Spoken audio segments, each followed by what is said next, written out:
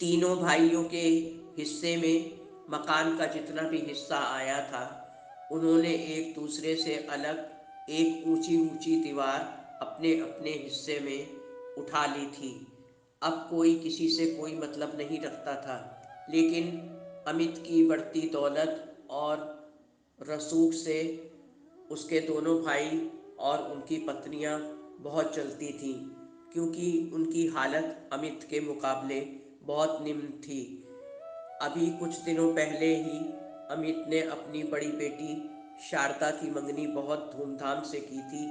शहर के सारे नामी गिरामी और नेता नगरी के लोग भी इस मंगनी में शामिल हुए थे। लोग ताज्जुब कर रहे थे कि कोई किसी की शादी भी इतनी धूमधाम से नहीं करता जितनी अमित ने अपनी बेटी की मंगनी में किया था। शहर में हर तरफ इसी मंगनी की शान और शौकत के चर्चे अब तक मशहूर थे। घर परिवार भी इन्हीं मदहोशियों में डूबा रहता था कि अचानक एक सुबह अमित के घर आयकर वालों की टीम की रेड पड़ गई। उस छापे की टीम में काफ़ी सदस्य थे जो एक साथ घर के अंदर घुस गए। किसी को भी कुछ छिपाने का मौका नहीं मिला।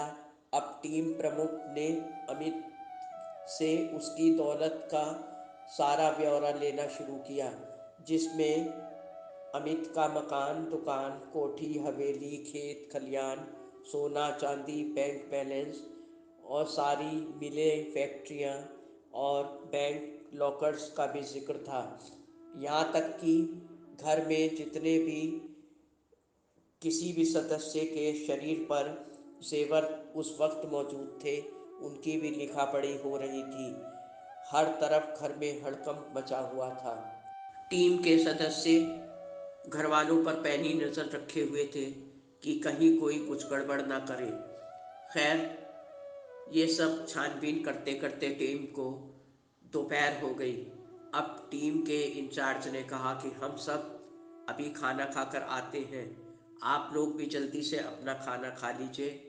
और हाँ, घर का कोई सदस्य कहीं बाहर नहीं जाएगा। अगर हमारा कहना ना माना तो आप सब पर कार्रवाई होगी। ये कहकर सब टीम के सदस्य चले गए।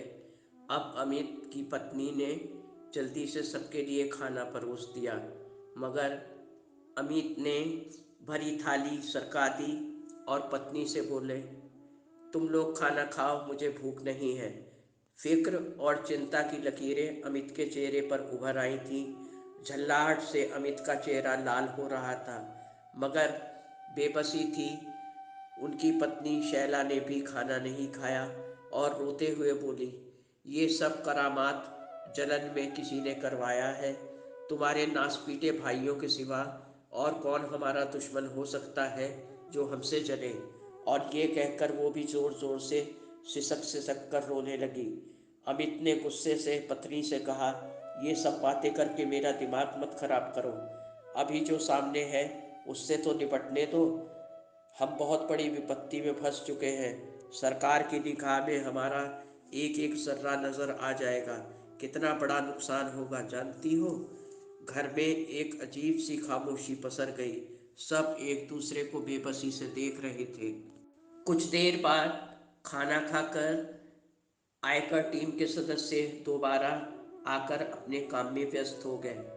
अब सबके कमरों में जाकर टीम के सदस्य गद्दों, तकियों, पलंग के नीचे, अलमारियों और दीवारों तक को ठोक ठोक कर देख रहे थे। जमीन का मुआयना भी बहुत बारीकी से किया जा रहा था कि कहीं कोई गुप्त तहखाना तो नहीं है। टीम ने हर कमरे में एक एक चीज़ को उलट पलट कर हटा हटा कर देखा और जो भी काम की बातें थीं वो अपनी नोटबुक में नोट की। अब धीरे धीरे अम्मा जी का कमरा भी करीब आ गया था, तो अमित ने आयकर टीम से पहले ही अम्मा जी के कमरे की बाबत बता दिया था कि वो अपने कमरे में किसी को भी घुसने नहीं देती। बात कहीं बिगड़ ना जाए, तो आयकर टीम के सीनियर गुप्ता जी ने विनम्रता से कहा कि हम सरकारी लोग हैं, अपने हिसाब से इस काम को देख लेंगे। हमारा काम हर चीज़ को देखना है। फिर वो लोग धीरे धीरे अम्मा जी के कमरे के बाहर पहुँचे, जिनको सब कुछ सुबह से ही पता चल चुका था और अपने कमरे में दुबक कर बैठी थी। उनको गुप्ता जी ने आवाज़ देकर कमरे के बाहर से ही पुकारा, अम्मा जी, पाए लागूं, क्या आप हमें अपने आशीर्वाद से आज वंचित रखेंगी? अम्मा जी, बड़े बूढ़ों का आशीर्वाद इंसान को पग पग पर कामयाबी देता है। क्या आप ये वरदान आज हमें न देंगी? ये सारे शब्द अम्मा जी के मन में जाकर अपना काम कर गए। पल्लू संभालती हुई दरवाजे पर आई और आंखों में आंसू भरकर सब टीम वालों के सिर पर हाथ रखकर उन्हें आशीर्वाद दिया। सबने अम्मा जी के पांव छुए। फिर गुप्ता जी ने अम्मा जी का हालचाल पूछकर अपनी बात अम्मा जी के सामने रख दी कि अम्मा जी, हम आपको परेशान नहीं करते, मगर हम अपनी जिम्मेदारियों के मोहताज हैं। आप हमारा साथ देंगी तो हमारा काम बहुत आसान हो जाएगा। बस अम्मा जी, अब हमें आपकी आज्ञा चाहिए। अम्मा जी ने करुण स्वर में कहा, बेटा, मेरे पास जिंदा रहने के समान के सिवा इस कमरे में कुछ भी नहीं है। अगर हो सके तो मेरे कमरे को छोड़ दो बेटा, मेरा यकीन तो करो।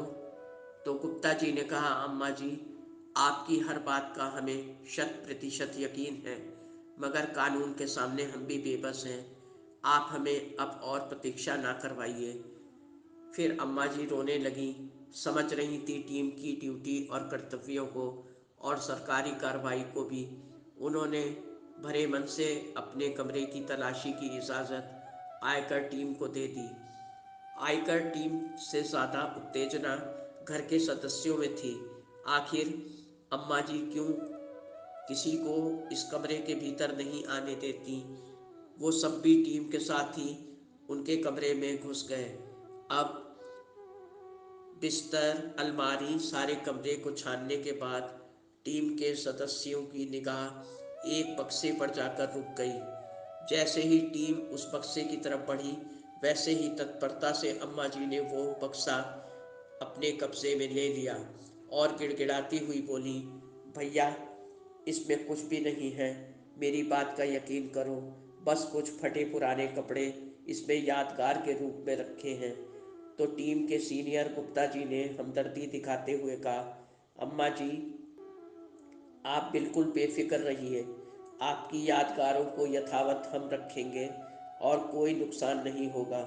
बस इस बक्से की तलाशी के बाद हमारी छानबीन समाप्त हो जाएगी और हम यहाँ से चले जाएंगे। अम्मा जी किसी चोर की तरह नज़रें झुकाए रो रही थी, मगर बेबस थी। उन्होंने रोते हुए बस इतना ही कहा, बेटा, अगर तुम जिद करते हो तो जैसी तुम्हारी मर्जी। ये कहकर अम्मा जी ने कांपते हाथों से बक्से का ताला खोल दिया। अब गुप्ता जी ने आगे बढ़कर बक्से का ढक्कन खोल दिया। अरे, ये क्या? बक्से के अंदर का नज़ारा देखकर सबकी आंखें विस्मय से फैल गईं। पूरा बक्सा सूखी रोटियों से भरा हुआ था। भर्राई आवाज़ में सूखी रोटियों के रहस्य को जानने के लिए गुप्ता जी ने अम्मा जी से पूछा, अम्मा जी, ये सब क्या है? सारा आपका घर और सबके कमरे कीमती सामानों से भरे पड़े हैं, फिर आपके बॉक्स में ये सूखी रोटियां? अरे अम्मा, मैं समझ नहीं पा रहा, क्यों आपने इन्हें कीमती सामान की तरह ताला लगाकर इस बक्से में छिपा रखा है और किसी को भी सिर्फ इन्हीं की वजह से अपने कमरे में नहीं आने देती? तो जार जार रोते हुए, शर्मिंदगी सी दिखाते हुए अम्मा जी ने बताना शुरू किया, बेटा, यही रोटियां मेरे जीने का सहारा है।